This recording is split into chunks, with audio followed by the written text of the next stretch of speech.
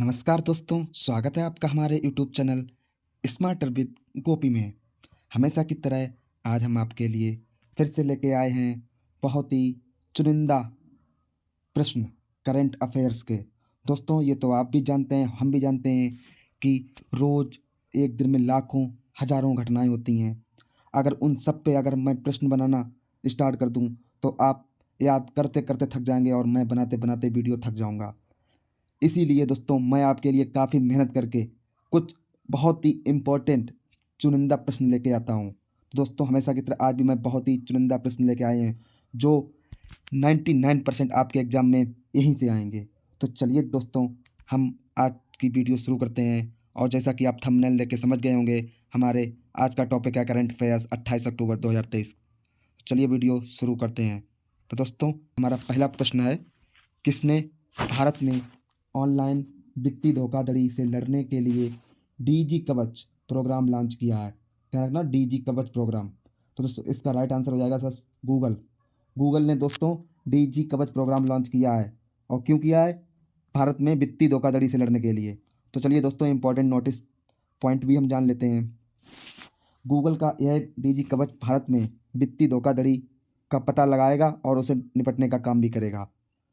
DG कवच AI और machine learning की मदद से धोखेबाजों पर हर वक्त नज़र रखेगा और इस बारे में हम लोगों को आगाह भी करेगा। और दोस्तों, गूगल के सीईओ सुंदर पिचाई हैं। सबसे बड़ा उद्देश्य भारत में होने वाले फाइनेंशियल अपराधों को रोकना डीजी कवच का काम है। इसके लिए गूगल ने भारतीय रिजर्व बैंक आरबीआई और national payment corporation of India NPCI के साथ साझेदारी भी की है। ध्यान रखना दोस्तों, इस धोखाधड़ी को रोकने के लिए गूगल ने भारतीय रिजर्व बैंक और national payments corporation of India NPCI के साथ साझेदारी की है। हमारा नेक्स्ट क्वेश्चन है, किस फेमस टीचर को बिहार केसरी पुरस्कार से सम्मानित किया गया है? तो इसका दोस्तों राइट आंसर हो जाएगा हमारे सबके प्रिय खान सर को। ध्यान रखना दोस्तों, खान सर को बिहार केसरी पुरस्कार से सम्मानित किया गया है। और हमारे इंपॉर्टेंट पॉइंट्स हैं, बिहार के पहले सीएम और बिहार केसरी के नाम से जाने वाले श्री कृष्ण सिंह की 136वीं जयंती पर खान सर को ये सम्मान दिया गया है। उनको ये सम्मान उनके पढ़ाने के अनोखे अंदाज के लिए दिया गया है। दोस्तों ध्यान रखना दोस्तों, अनोखे अंदाज से पढ़ाने के लिए दिया गया है। ये पुरस्कार इनको बिहार के राज्यपाल राजेंद्र विश्वनाथ और लेकर ने प्रदान किया है। खान सर पटना में प्रसिद्ध कोचिंग सुविधा खान जीएस रिसर्च सेंटर के संस्थापक भी हैं। नेक्स्ट क्वेश्चन हमारा है, भारत और किस देश के बीच संयुक्त सैन्य अभ्यास संप्रति 11 संपन्न हुआ है? तो इसका राइट आंसर हो जाएगा बांग्लादेश के साथ। अभी हाल ही में भारत और बांग्लादेश ने मिलकर संप्रति 11 संयुक्त सैन्य अभ्यास किया है। तो दोस्तों इसके लिए इंपॉर्टेंट नोट पॉइंट्स हैं हमारे। भारत बांग्लादेश संयुक्त अभ्यास वार्षिक आधार पर आयोजित किया जाता है। ये हर साल आयोजित किया जाता है। इस सैन्य अभ्यास को संप्रति नाम से जाना जाता है। अभी हाल ही में 11वां संस्करण इसका पूरा हुआ है। इस अभ्यास का उद्देश्य दोनों सेनाओं के बीच अंतर संचालनीयता बढ़ाने, सामरिक अभ्यास साझा करने और सर्वोत्तम प्रथाओं को बढ़ावा देना ही है। 3 अक्टूबर 2023 को इसकी शुरुआत उमरोई मेघालय, ध्यान रखना दोस्तों, ये अभ्यास कहाँ हुआ है? उमरोई मेघालय में हुआ है और 14 दिन में संपन्न हुआ है, जिसमें दोनों देशों के 340 सैनिक शामिल हुए थे। तो दोस्तों याद रखना दोस्तों, ये अभ्यास उमरोई में हुआ है जो मेघालय में है। और ये अभ्यास कितने दिन तक चला है? 14 दिन तक, जिसमें दोनों देशों के 340 सैनिक शामिल हुए थे। नेक्स्ट है, हाल ही में पेप्सिको इंडिया ने किसे लेज ब्रांड का एम्बेसडर बनाया है? तो इसका राइट आंसर हो जाएगा महेंद्र सिंह धोनी। महेंद्र सिंह धोनी राइट आंसर हो जाएगा। इंपॉर्टेंट पॉइंट्स हैं हमारे, पेप्सिको इंडिया ने महेंद्र सिंह धोनी को लेज को ब्रांड एम्बेसडर बनाया। महेंद्र सिंह धोनी लेज के दोबारा ब्रांड एम्बेसडर बनाए गए हैं। चेतन भगत को एमटेक स्टार्टअप हेनरी हॉर्बिन एजुकेशन के लिए ब्रांड एम्बेसडर नियुक्त किया गया है। चेतन भगत प्रसिद्ध भारतीय लेखक हैं जिन्होंने 3 मिस्टेक ऑफ माई लाइफ के लेखक चेतन भगत ही हैं, जिन्होंने खुद लिखी थी। हमारा नेक्स्ट प्रश्न है, अक्टूबर 2023 में केंद्र सरकार ने किस राज्य में जमरानी बांध परियोजना को मंजूरी दी है? जमरानी बांध परियोजना को मंजूरी दी है? राइट आंसर हो जाएगा हमारा उत्तराखंड राज्य में। और हमारे इंपॉर्टेंट पॉइंट्स हैं दोस्तों, यह परियोजना प्रधानमंत्री कृषि सिंचाई योजना कार्यक्रम के तहत पूरी की जाएगी।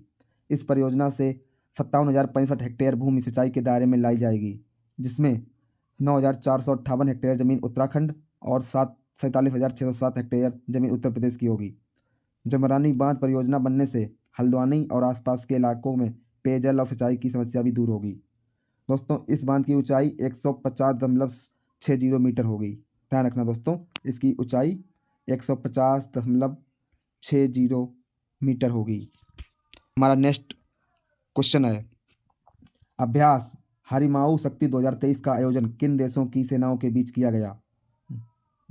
माफ़ करना दोस्तों, हमारे आंसर यहाँ पे थोड़ा रॉन्ग हो गया है। तो दोस्तों राइट आंसर है इसका, ये अभ्यास भारत और मलेशिया के बीच हुआ है। किसके बीच हुआ है? भारत और मलेशिया के बीच हरिमाऊ शक्ति 2023 का सैन्य अभ्यास हुआ है।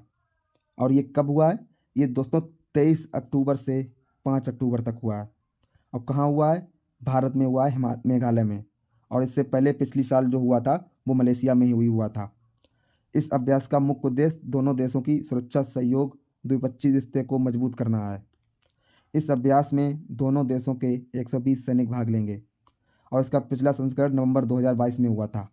और ये कब से शुरू हुआ? ये सर 2012 से भारत और मलेशिया के बीच सैन्य अभ्यास शुरू हुए थे। हमारा नेक्स्ट क्वेश्चन है, किस देश ने हाल ही में गौरी मिसाइल का परीक्षण किया है? दोस्तों राइट आंसर हो जाएगा पाकिस्तान। पाकिस्तान ने अभी हाल ही में गौरी मिसाइल का परीक्षण किया है। हमारा वही भिखारी, दो पैसे के लिए मोहताज, 2 किलो आटे के लिए मोहताज देश पाकिस्तान ने भी गौरी मिसाइल का परीक्षण किया है। हमारे इंपॉर्टेंट पॉइंट्स हैं, पाकिस्तान ने सोमवार को गौरी बैलिस्टिक मिसाइल का सफल परीक्षण किया। परमाणु हथियारों को ले जाने में सक्षम इस मिसाइल की रेंज 1300 किलोमीटर होगी और इसके कमांडर इन चीफ थे लेफ्टिनेंट जनरल मोहम्मद हिलाल हुसैन। हमारा नेक्स्ट क्वेश्चन होगा, बिशन सिंह बेदी का निधन हो गया है, वह किस खेल से जुड़े हुए थे? दोस्तों इसका राइट आंसर हो जाएगा क्रिकेट से। बिशन सिंह बेदी क्रिकेट से जुड़े हुए थे। और हमारे इंपॉर्टेंट पॉइंट्स हैं दोस्तों, बिशन सिंह बेदी का 77 वर्ष की आयु में निधन हुआ है और ये बाएं हाथ के स्पिनर और भारतीय क्रिकेट टीम के पूर्व कप्तान भी थे। बिशन सिंह बेदी ने 1969-70 श्रृंखला में ऑस्ट्रेलिया के खिलाफ टेस्ट में डेब्यू किया था। बिशन सिंह भारतीय क्रिकेट टीम के प्रबंधक और राष्ट्रीय चयनकर्ता की भूमिका भी निभाई है।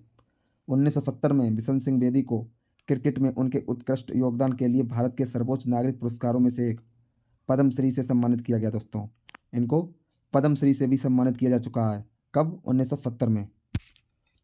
हमारा नेक्स्ट क्वेश्चन है, किस भारतीय अमेरिकी को अमेरिकी राष्ट्रपति द्वारा राष्ट्रीय प्रौद्योगिकी और नवाचार पदक से सम्मानित किया गया? राइट आंसर हो जाएगा हमारा अशोक गॉडगिल और सुब्रा सुरेश को। इन दोनों को अमेरिकी राष्ट्रपति द्वारा प्रौद्योगिकी और नवाचार पदक से सम्मानित किया गया। यह पुरस्कार अमेरिका का सर्वोच्च वैज्ञानिक सम्मान है। अशोक गॉडगिल को राष्ट्रीय प्रौद्योगिकी और नवाचार पदक मिला, सुब्रा सुरेश को राष्ट्रीय विज्ञान पदक मिला। नेक्स्ट है, राजनेता ली केक्यांग का निधन हो गया है, वह किस देश के पूर्व प्रधानमंत्री थे? दोस्तों इसका राइट आंसर हो जाएगा ये पूर्व प्रधानमंत्री चीन का था। कहाँ के थे? चीन के थे, चाउमीन। इंपॉर्टेंट पॉइंट हमारे, चीन के पूर्व प्रधानमंत्री ली केक्यांग का 68 वर्ष की उम्र में निधन हो गया। उनका दिल का दौरा पड़ने से निधन हुआ है। केक्यांग 2013 से 2023 तक चीन के प्रधानमंत्री पद पर रह चुके हैं।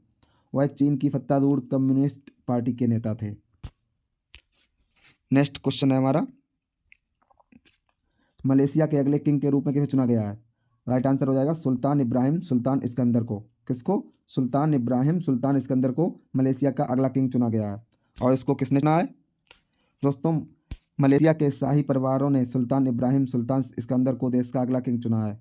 वह अगले साल 31 जनवरी को निवर्तमान राजा अल सुल्तान अब्दुल्ला से पदभार ग्रहण करेंगे। मलेशिया में एक अनूठी परंपरा है जिसमें उसके 9 शाही परिवारों के प्रमुख बारी बारी से 5 साल के कार्यकाल के लिए राजा बनाए जाते हैं। तो दोस्तों हमारी ये वीडियो अगर आपको अच्छी लगे तो हमारे चैनल को लाइक सब्सक्राइब सब कुछ करें और हमें सपोर्ट करें। हम आपके आभारी रहेंगे। धन्यवाद। राधे राधे।